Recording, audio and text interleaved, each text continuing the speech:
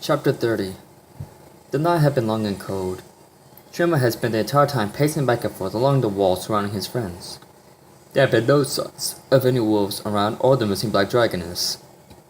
He sat for the millionth time that night and stared down at his fellow guardians. He thought that Flame had managed to stop burning slowly, much to their relief. Amber had been able to heal Spyro's wounds and restore some of his lost energy before she began to grow tired herself. The group had finally curled up together for the night and were sleeping soundly, at least from what he saw. Down below, Candace watched as the Earth Dragon paced throughout the night. His silhouette fixed one against the night sky, which was full of stars. He was only able to see his face when he made it past by the fire.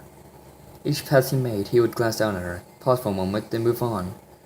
Each time, Candace pretended to be asleep, keeping one eye cracked slightly to watch him.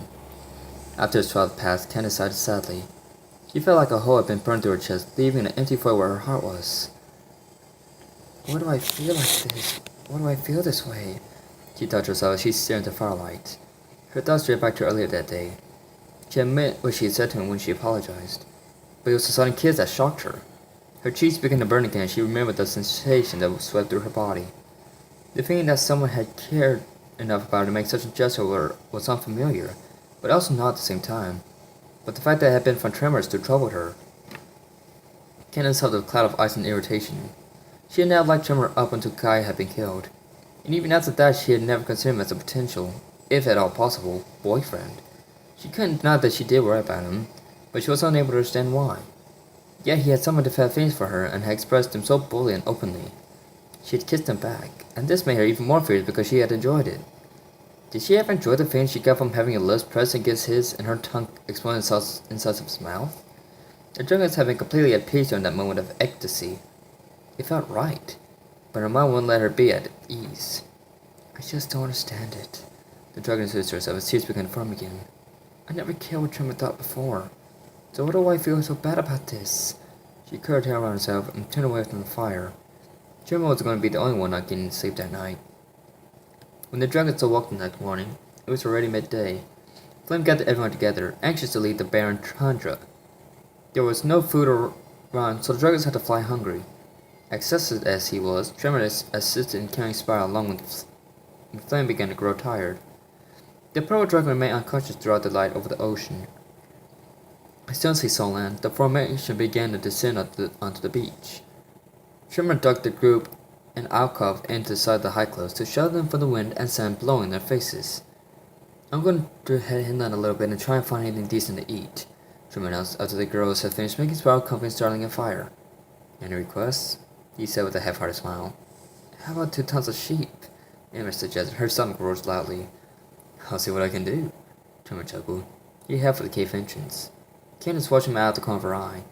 When he was gone, she spat clouds of frost across the cave. Hey, what gifts? Flame asked, looking at the frozen patch on the wall. Nothing. Candace muttered and rested her head on her paws. Are you sure? Flame raised her brow. You and Tremor haven't said anything to each other since your Flame? Amber gave his cheek a warm lick with her tongue. Would you be a dear to go help Tremor with the hunting? I'm sure he could use extra help. That's a good idea. Wait, that's a good idea. So I'm not taking the cue from my friend. Man, you should lend a hand too. Me? The Black Dragon raised his head. He had been laying in the corner by himself on the group. Yeah, go on. Sounded after hard to get him moving. Reluctantly, the Black Dragon followed the fire guardian outside before taking off in the early evening sky. When they were certain the boys were out of earshot, Sarah walked over to Candace. Are you really alright? She asked. The ice dragon held the cloud of ice and turned away from them to face the wall. Sarah sighed. She wanted to help her friend out, but felt that she shouldn't push her at this point. Well, whenever you need someone to talk to, I'm here. We all are, Amber corrected her. Candace remained silent. She squeezed her eyes shut and did her best not to start crying again. She wanted to talk to someone desperately, but how could she tell them? Her best friends and fellow guardians. Candace gritted her teeth, and 3 tears froze at the rims of her eyes. Sally started to walk away when she heard Candace whisper, Thank you. Any time, the Lion Dragoness replied with a gentle smile. By the way, she went back to Amber for a moment before returning to the Ice Dragoness. You may want to keep this, she suggested before walking away. Candace turned her head to see the bouquet Tremor had made for her. She stared at it for several minutes. The flowers were all different colors and sizes, with the small ones slightly the size of the larger ones. She scanned the message inscribed on the stone band, holding them together. I'm sorry. I love you. At first, Candace didn't know what to say or do. She couldn't truly say anything, not in front of Stella and Amber. She felt her heart joy and her stomach fluttered. Candace sighed and drew the volcano in closer with her wing. She put her nose over the flowers to smell their fragrance. They smelled wonderful and the scent relaxed her. Her thoughts drifted back to the other dragon. He really wasn't all that bad, was he? She inhaled the aroma, deeper this time, and sighed loudly. Amber glanced over her for a moment, but said nothing. Candace let the scent of flowers overtake her senses as she drifted into a light nap. 7 more hours passed. Amber, Stella, Sparks, and Candace had all fallen asleep. They awoke at the sound of flapping wings at the cave's entrance.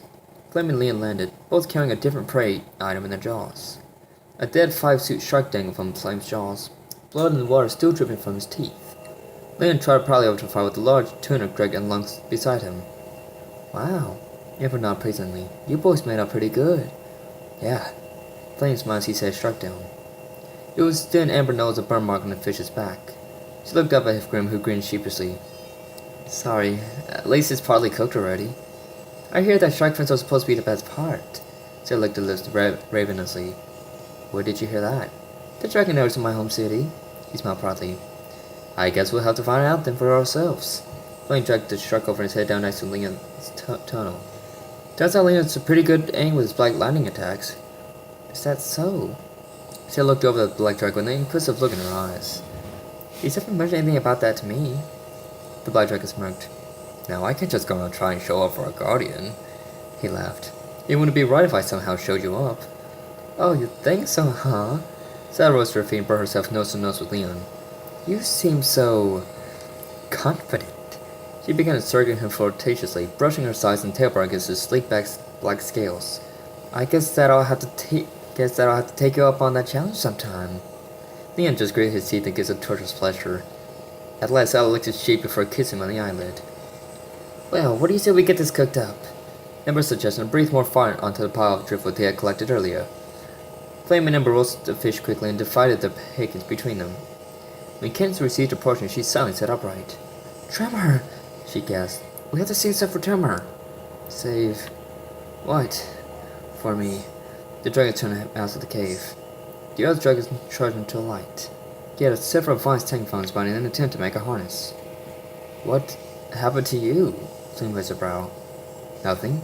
Tremor shook his head. Just been dragging these bastards for the past hours. He turned and pulled hard on the vines. Behind him was a large chunk of a tree, split in half and used as a sled to carry his catch of the day. 1 large cow and 4 medium-sized sheep. They're ancestors, the guardians guessed. Where do you find them? Just moving about aimlessly. Tremor shook himself free of the vines. Catching them wasn't a problem. Getting them back here was another story. He gave an excessive laugh. Well, we hate to make ours go to waste. Emma cringed, not wanting to hurt the dragon's feelings. But Flame and Leon just brought back their food. Oh. Tremor wore a blank stare. Well, then if you won't mind cooking one of these up for me. He dragged one of the sheep carcasses out from the vines and held it down. I suppose I can do that, the dragon smiled. Just bring him here by the fire and I'll get to work on one for you. Thanks, I appreciate it. Tremor yawned loudly. He hadn't slept for going on 2 days for 2.5 days. Candace nosed away so I swung over to them but remained silent. Her eyes drove to the spot where she had been sleeping and saw the flies still laying on the cave floor. She gave a start squeaking and bit her lower lip, hoping that he wouldn't see them. Unbeknownst to the ice dragon, Tremor did notice, but showed no signs of it. He clumsily handed his sheep up to Amber, who burned the fur away with her breath. Tremor lay down in front of the fire while the dragon seared his food for him. The flames danced around before him, casting hard shells along the walls and singing out the cave. He could feel Candace's eyes on him.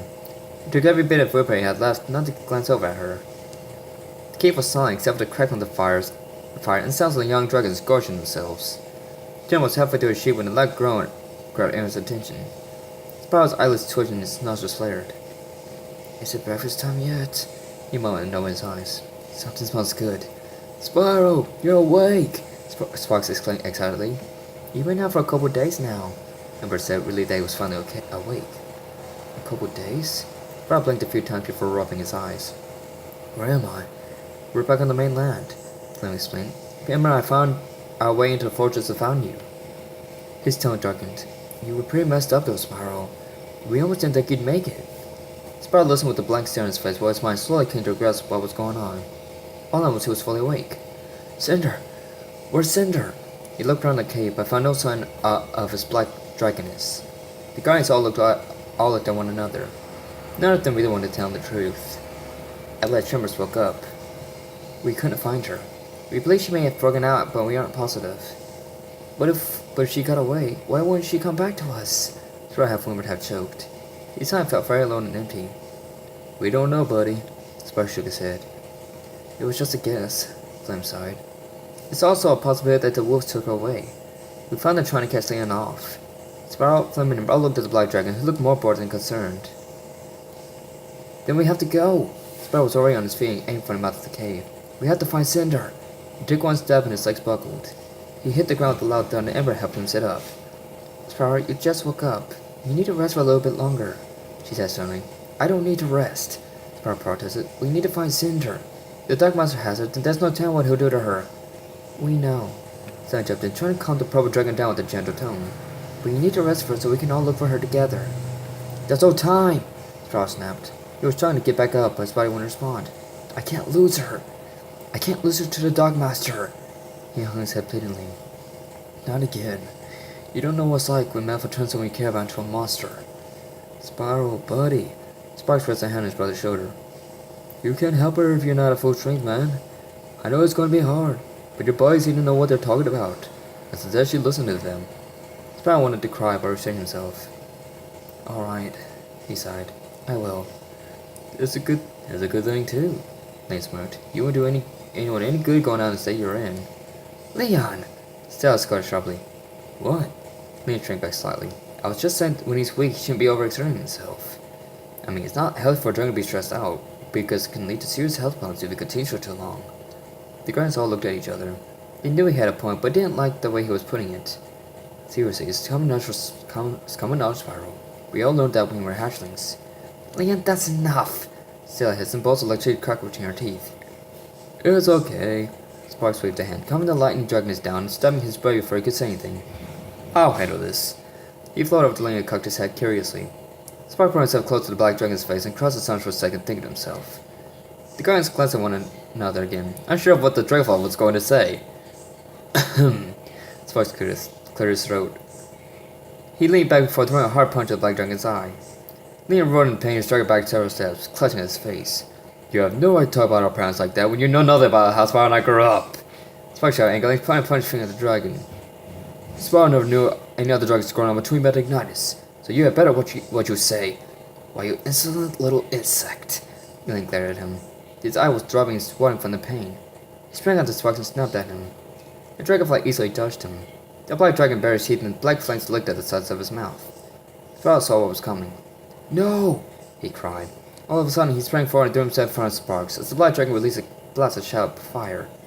Sparks watched with wide eyes as his brother hit the ground hard. Spark groaned, his right arm and belly were badly burned. Spyro! Sparks hovered beside his brother. Aw, man, I'm sorry. Don't be. Spyro forced a laugh through the pain. Sparks, let me see him. Ken rushed over to them and looked close at the burns. Spyro's guts were already charred. He was beginning to bleed. I can help, but it's going to hurt, she warned. Before Spyro could say anything, she breathed a cloud of frost from her jaws. The fire made the burns throb even more. Spyro screamed and tried to sit up, but Candace held him down. After a couple of seconds, the purple dragon's side went numb. He gasped for breath as Candace covered his burns in ice. Ember watched closely, waiting for Candace to move aside so she could continue to help and heal Spyro again. Candace stepped back and turned an icy glare on Leon. What the hell do you think you're doing? Use your powers in a place like this. And at such a time. Sparks didn't do stuff that needed that Spyro. Now Ember has to help him again. After all, we all busted our tails after recovered not even 2 days ago. Hey, I was the one who struck first, Leon growled at her. It wouldn't have happened if Spyro had just stayed out of the way. Or Barry had listened to his friends like he's supposed to. The black dragon's eyes narrowed at her. I suppose I couldn't blame him, though. I wouldn't want to listen to you either, seeing as how Tremor can't stand listen to a preachy bitch like you. It's no wonder a weakling like you couldn't even beat that wolf on your own. Even your own territory where you supposedly have an advantage. They sure picked a winner when they chose you for guardian. Leon slammed to a wall of the cave. The impact caused the walls to shake and the black dragon slumped to the ground. Ava's eyes were as wide as saucers. And that's my roommate. Link shook his head to try and fight the dizziness. He looked up as Tremor walked up to him, his lips curled into an angry snarl. Link had never seen the hit coming. He tasted blood and a couple teeth fell from his mouth. Let's get something straight here, Tremor growled, putting his nose to Linus as he got up. No one talks about Candace like that. And if anyone does, it's gonna be me and no exceptions. Behind him, the other dragons looked at Candace. The ice dragoness' mouth hung open in shock and her cheeks burned red. Even though she had treated Tremor the way she had, she was still willing to defend her honor. And he had moved quick to do it. She had never known he could move so fast. Then again, he wasn't that pissed. Like he is now. At last, Candace couldn't take the churning of her stomach and the throbbing of her heart, and she had to turn away. Do I make myself clear you're sorry excuse for an ashtray? Well, that was kind of funny. I thought I was going to say ass. Oh well. Tremor ripped back to reveal his true height and leered down at the black dragon. Leon hissed and shoved the other dragon away from him. Do you want to go claw to claw with me, Guardian? Because I will make short work of you. That actually sounds like fun. Tremor spread his wings wide. I would absolutely love to see you try. I'd be more worried about what I'll do to you. Leon spit and hit the earth dragon in the chest. Tremor, you've been up for 2 days straight on guard and out hunting. You're exhausted and hungry, so I would be willing to bet that you won't fare too well against me right now if ever. Tremor. Candace took a step forward. She didn't want him to fight. Leon had made Tremor's handicap clear. The Earth Guardian the other dragon drew a wink back without looking at her, cutting her off in mid-sentence. Tremor wore a haughty smirk across his face. Well then, if that's the case, and you think you can beat me? He raised a paw and gestured for the black dragon to charge him. Then come prove it. Your funeral. He has not a lunge for Tremor's throat.